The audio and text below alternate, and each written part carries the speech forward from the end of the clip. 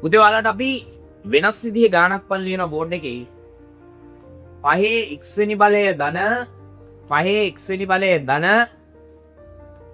ඍණ 5 බිංදුවෙනි බලය සමානයි 249 කියන ගානක් තියෙනවා. දැන් මේක දිහා දැක්කහම ඔයාලට බුරු දර්ශක සමීකරණයක් ඇසුරින් දාන්න දර්ශක නීති මේකේ නෑ. ඒ නිසා මේක හදන්න ගියාම යක් වෙනස් විදිහට ඔයා කල්පනා කළ යුතුයි. සාම්ප්‍රදායික ගානක් නෙවෙයි, අමාරු ගානකුත් නෙවෙයි. මේක මම මේ දෙන්න මෙහෙම තියාගන්නවා 5x ධන 5x කොහොම තියාගෙන ඍණ 5 ඩිංගුව දානවා මේත් එකතු ධන 5 ඩිංගුව.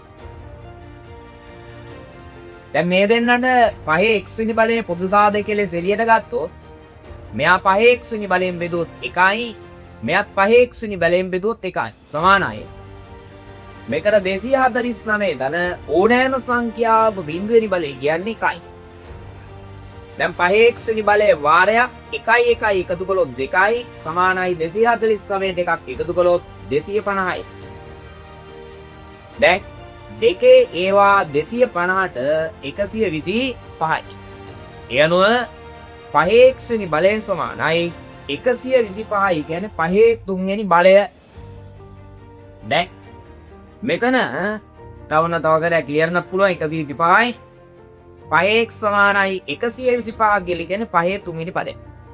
දැන් ඔන්න අපිට පුයි දෙපැත්තේ පාදක දෙක සමානයි නම් දර්ශක දෙක සමානයි. ඒ අනුව x සමානයි 3යි. එමනම් මේ වගේ සාම්ප්‍රදායික සුළු කිරීම නැති ගානකින් ආයෙත් අපි හම්බෙමු.